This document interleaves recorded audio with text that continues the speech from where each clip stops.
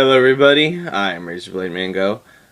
Before I start, I just want to apologize for the lack of videos for the past few weeks, especially since so much interesting stuff has been announced and all that.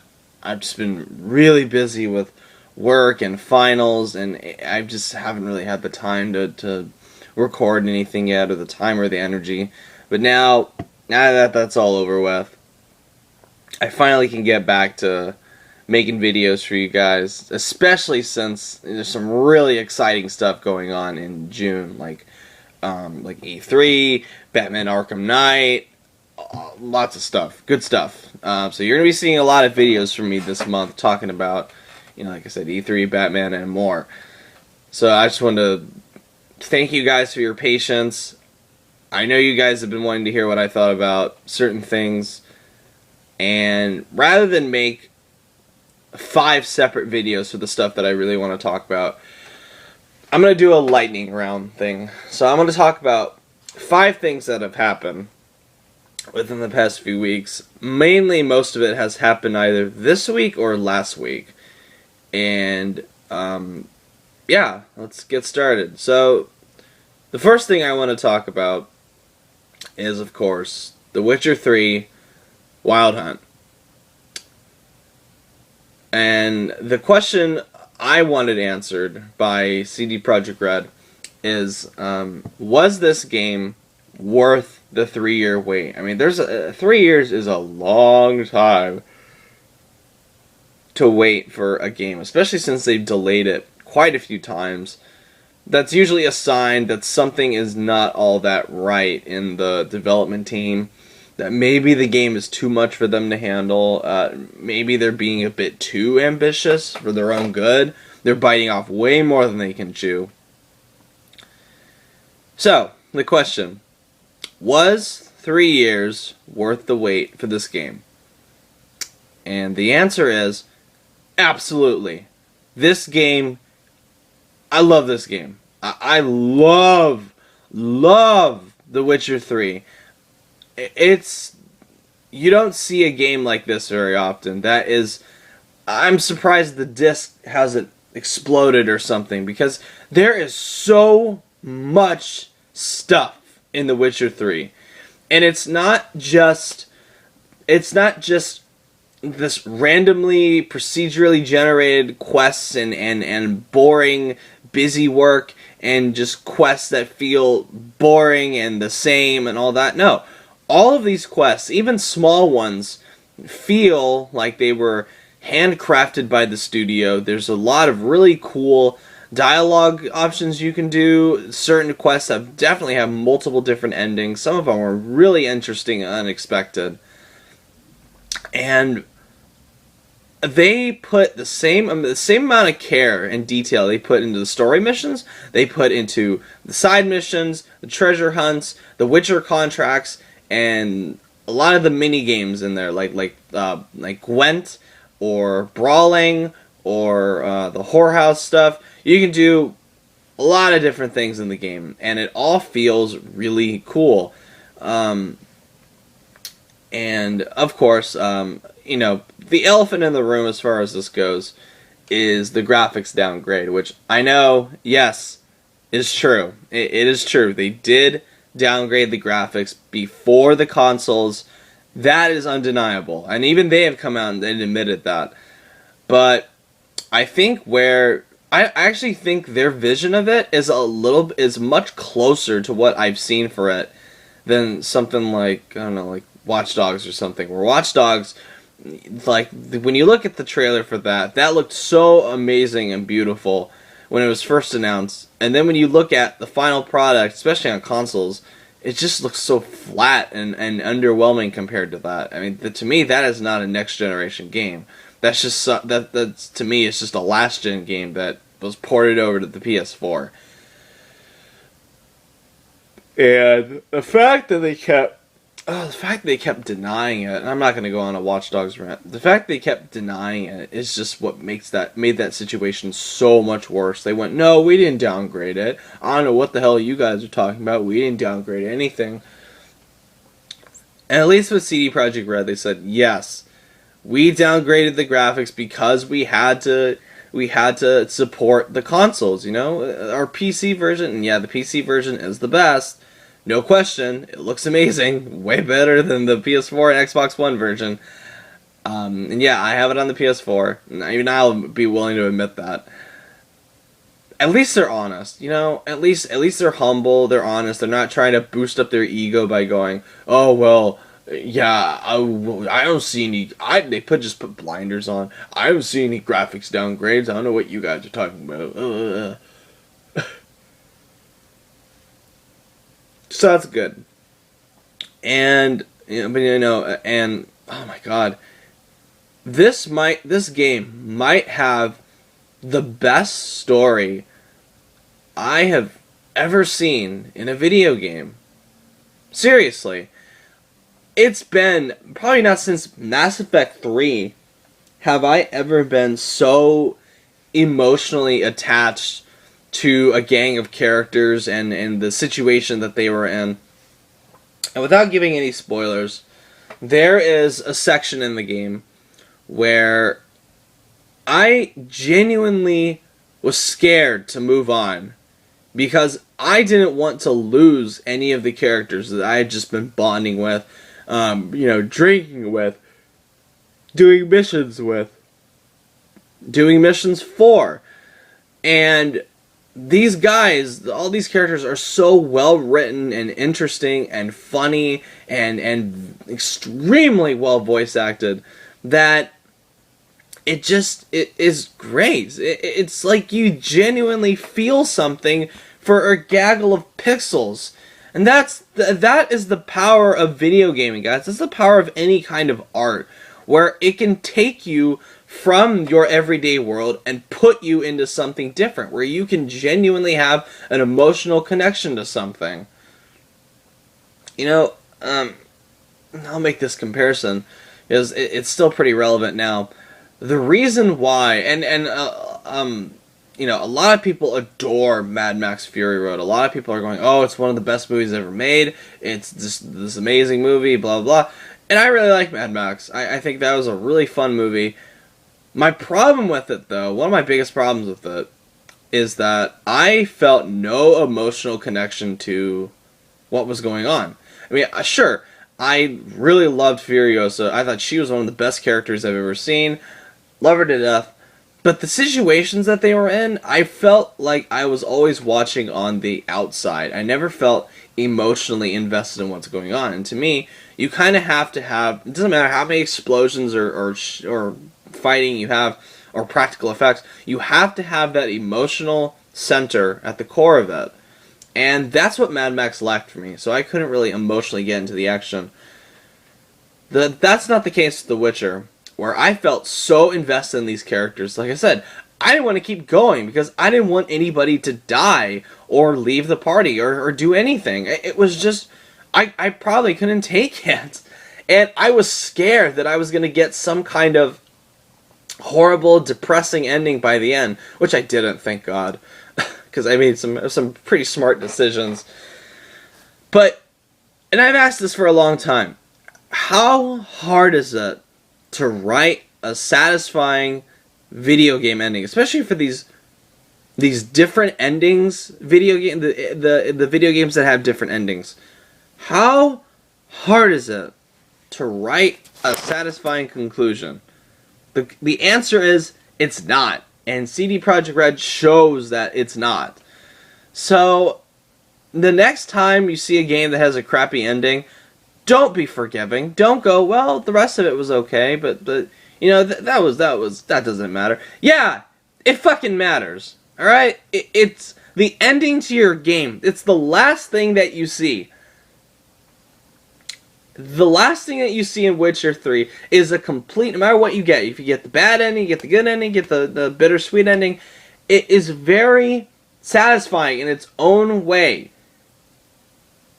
It provides closure. It ends the story. It doesn't leave you hanging for a dumbass sequel or open plot threads. Every single plot thread in the game is resolved in a multitude of ways. Lots of different ways. And, you know, for all the people that defended, you know, I understand, I guess I understand people that love the Order 1886. Then I hear people that go, well, the ending was great. I thought it was so satisfying and wonderful. You don't know any better. I hate to sound mean, and I hate to sound condescending, but you don't. I'm sorry. That is not an ending. That is sequel baiting. There's a big difference between ending your game and then leaving it open-ended for the next one. That's not okay, especially for a new property like that is not proven, doesn't deserve to have a cliffhanger. It's like, and again, I'm not going to go on a rant about the Order, but they did not deserve that shit. So there's that. What was I going to say? The last thing I want to say is, the game's not perfect, though. As much as I love it, I think it's the best game of the year so far, by far. Besting even Bloodborne, which I love Bloodborne to death. But Witcher 3, because of that emotional connection to it, I think is a little bit, even though I think Bloodborne does some things better than the Witcher 3, there is that little step above just because it's more emotionally involving. So yeah, I give the step up to Witcher 3. It's not perfect though. There's a lot of glitches, a lot of bugs. There's some pretty frustrating ones too. There are points where I couldn't even do missions because the character's talking option wouldn't activate. There's some missions where they would give you the wrong information about who to talk to, which is really odd. It's a really odd bug. And some of them, like Roach, who's a fucking frustrating horse, he'll get stuck on. Sorry, I dropped the mic. He'll get stuck on something. He will just stop for no reason. The fucking horse needs to be turned into glue. Get a new horse, Geralt. God damn. So yeah, I mean, it's not a perfect game, but for your money, for your value, $60, or let alone what I had to pay, $160. Yeah, that was absolutely worth it. And you don't see this very often.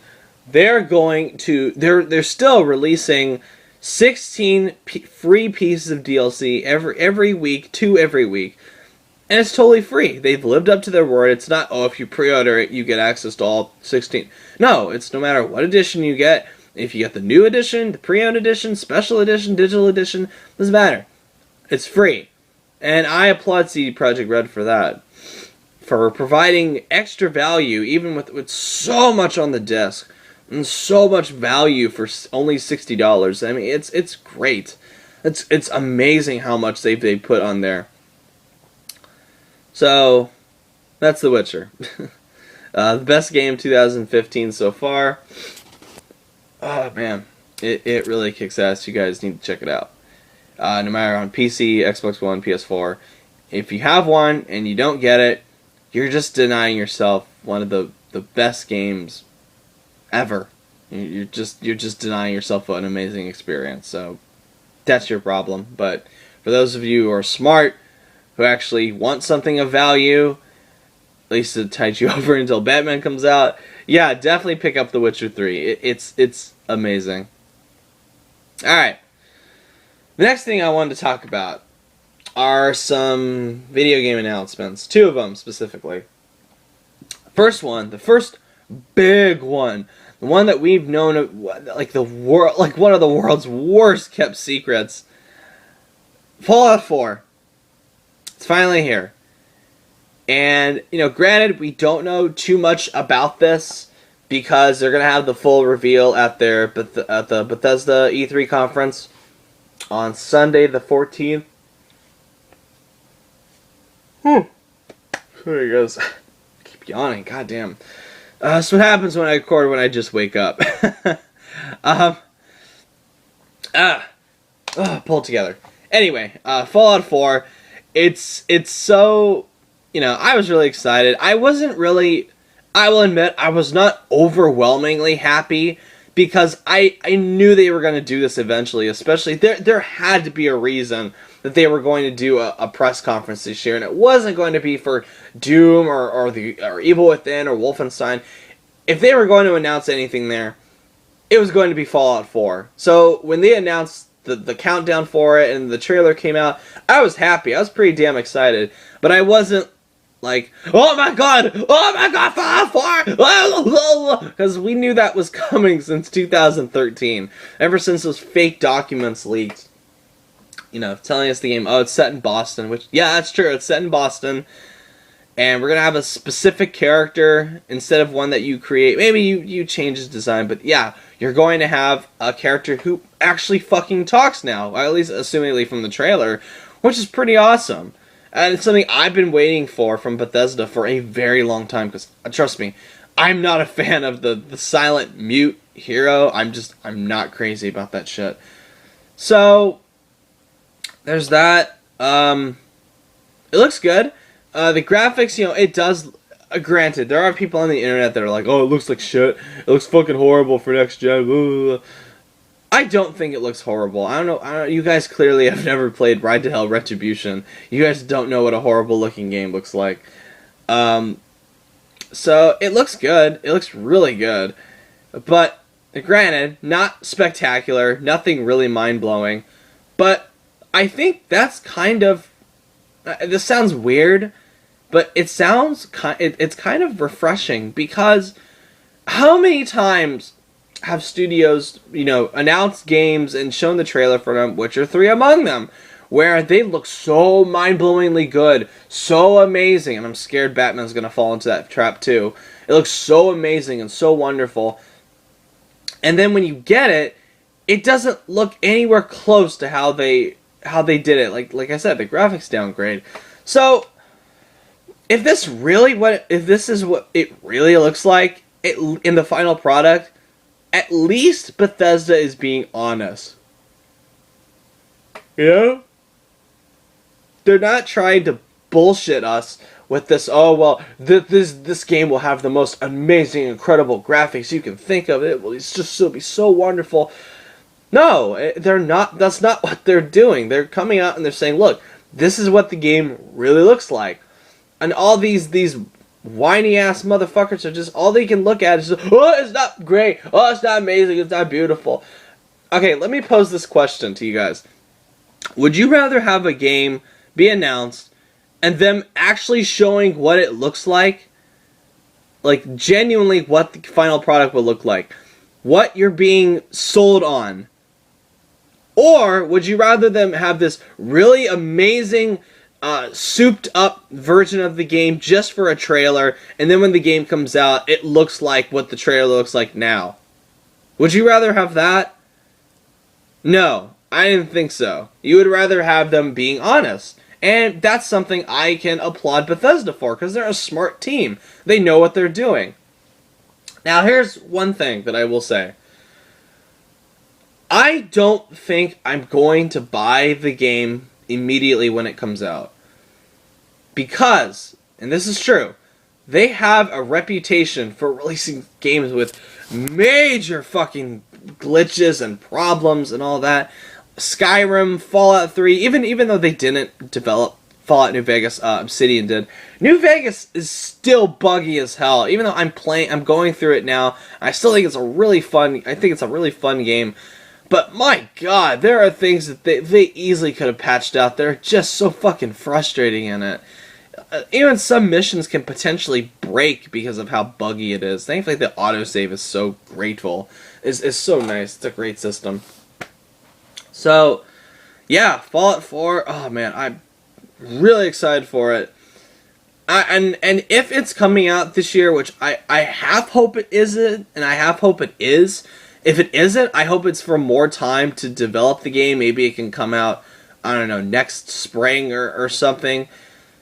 So there's that. But if it is coming out this year, finally, I have something that I'm dying to get my hands on. Really, really want to play. Because I initially thought Battlefront was going to be the game of the the holiday season that I could go, yes, give me. But that didn't turn out so well. So yeah, now I have Fallout 4. So I'm happy. Shit, I'm really fucking happy. Next thing I want to talk about is Uncharted, the Nathan Drake Collection. Again, we all knew this was coming, like Fallout 4. Everybody, so I'll be brief with this one.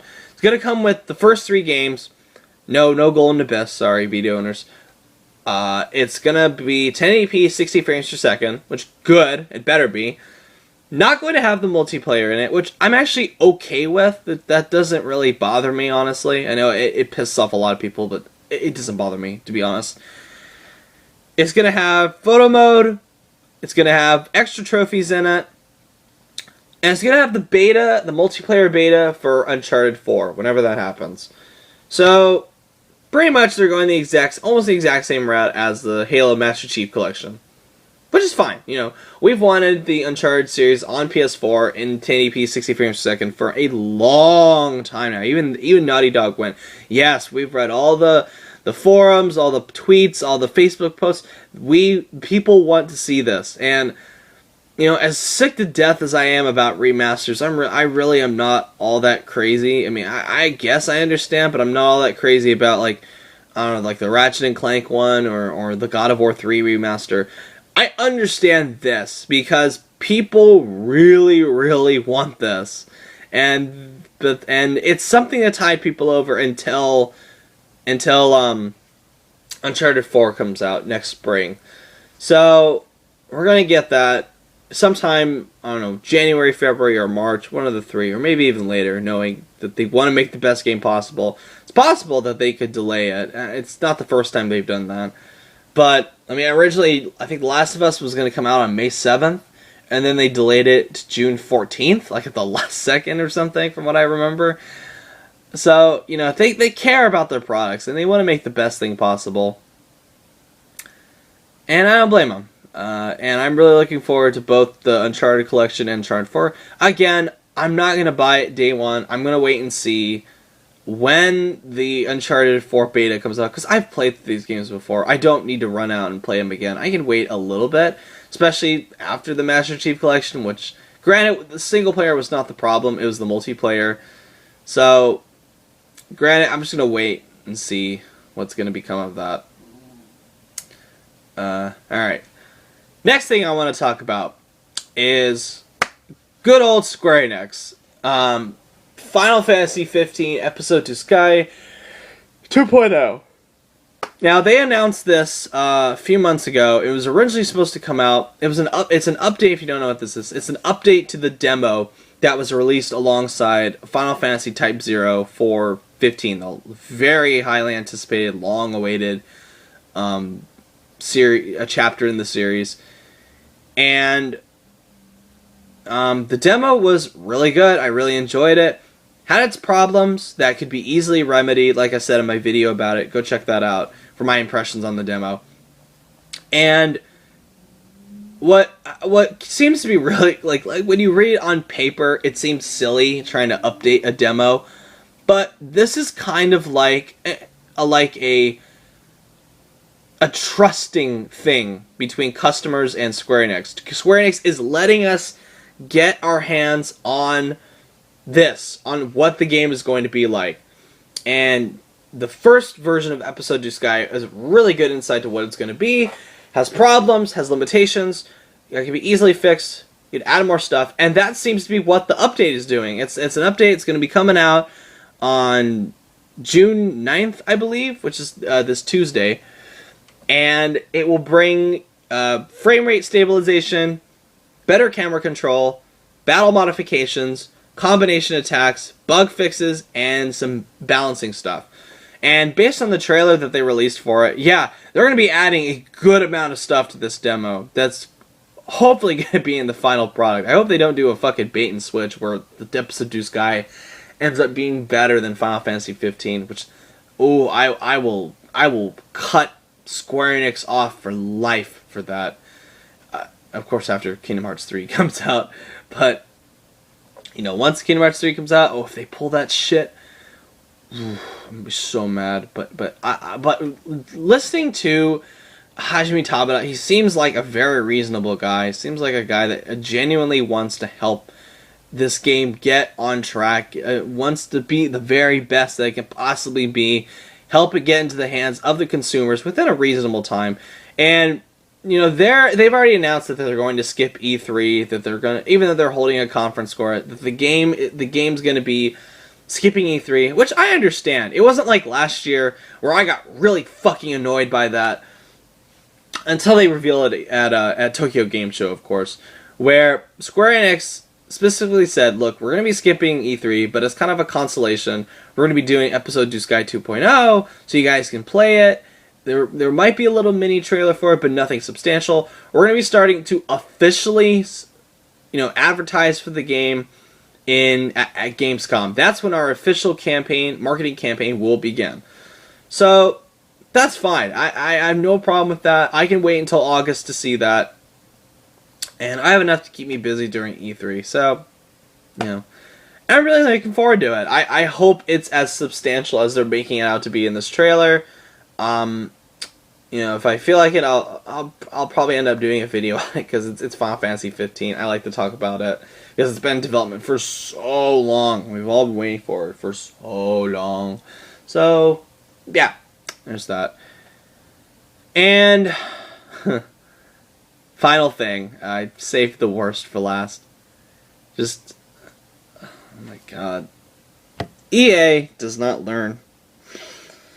I swear to God, EA does not fucking learn. They just see that where they royally fucked up, they apologize for it, and then they do the exact same goddamn thing again.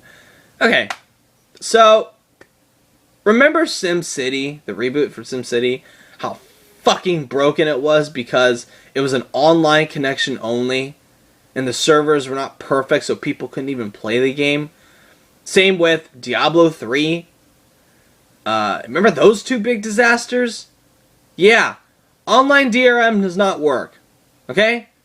That doesn't work.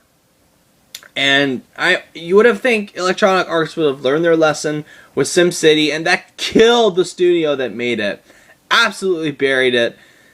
So what are they going to do with the Need for Speed reboot? They're going to do the exact same goddamn thing. It's Need for Speed, the reboot. I actually had some interest in it because I used to play Need for Speed back in the day, and reboot, blah blah blah.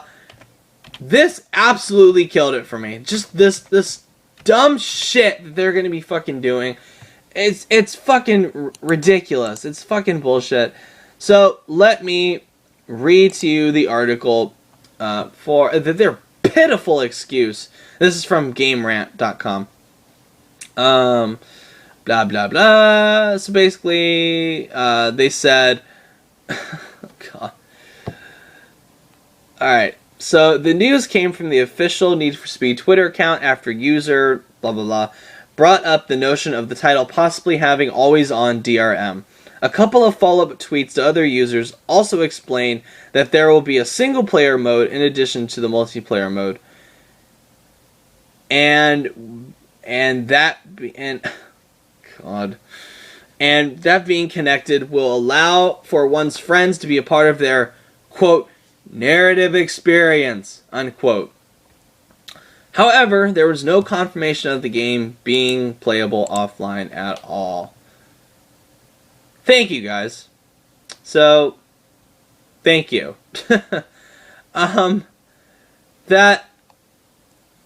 Wow. It was so dumb. And then they go, oh, Need for Speed will require an online connection. But the benefits are nice. More variety and more rewarding experience with friends. Like when Xbox's or PlayStation servers go down, you can't play it. It's a useless piece of shit. It's a fucking disc that does nothing. So... God, no wonder 2 years in a row they were selected as the worst company in America. Good fucking God. Oh my God. How fucking, I cannot, I know, and this is why I'm terrified of Star Wars Battlefront. Because of how fucking dumb they are. Because of how stupid they can be. This is why when people go, oh, Star Wars Battlefront looks really good, I'm so excited for it. I go, yeah, but it's made by EA, one of the dumbest companies ever. Stupid. Just this kind of shit is dumb. So I don't think they learned anything. I don't think after all the apologizing, all the bullshit that they got for SimCity, they didn't learn a goddamn thing. Nothing. They didn't learn absolutely anything. So they just pretty much, before the hype train even set off for Need for Speed, they pulled a fucking, what the fuck is that? Widely Sniplash or whatever the fuck is, Snidely Whiplash. Yeah, Widely Sniplash. Snidely Whiplash. They just fucking blew up the train right at the station, dynamited that motherfucker, and then pissed on the remains of the train. So Need for Speed, hype train, derailed, blown up, done. No one's gonna fucking buy this game, especially when they find out that you're gonna need an always online connection for it, because look how well that turned out for Microsoft initially for the Xbox One, look how well that turned out for Blizzard for Diablo 3, and look how well that fucking turned out for EA for SimCity. When are these fucking companies gonna learn that online DRM is stupid? It doesn't make any sense, and it just pisses off your customer base. Especially for the customers that love Need for Speed, don't have an internet connection, or have a shitty internet connection. They're not going to be able to play the fucking game. So, thanks a lot. You just killed the potential for a good Need for Speed game. Thanks a lot, guys. You fucking dumbasses. Good fucking job. Alright, so that was a mini rant to end there. Probably the next video I'll post up will either be my thoughts on Final Fantasy Episode Du Sky 2.0, or more than likely my thoughts on what E3 is going to be like this year, which I'll leave off of this. I'm really nervous about E3 this year, especially for both sides, for both Sony and Microsoft. I don't think either of them, really looking at what they're going to show, I don't think either of them are really going to blow the roof off of the thing. I think Bethesda has already stolen the show with Fallout 4. And I read this comment somewhere and it made me laugh, but it's true. Unless Sony or Microsoft were to come up on stage and be like, we're funding Silent Hills. Boom! We got Hideo Kojima, we got Guillermo del Toro, we got Norman Reedus. Boom! Right there. Just boom, end of story. They won. That's all they have to do. They won. Just have that little 30-second announcement. They won. Right there. So anyway, thank you guys for watching. If you like what you see, subscribe. Let me know what you think about any of the news stories that I mentioned. Yeah. Thank you for watching. Sorry about all the yawning. For all the weird, little pauses that you heard during the video, that was me trying to hold in a yawn. So, yeah, but anyway, that's what I get for fucking trying to, oh my god, for trying to record in the morning. But I wanted to get this out before I started my day. So, again, thank you all for watching. Have a good one.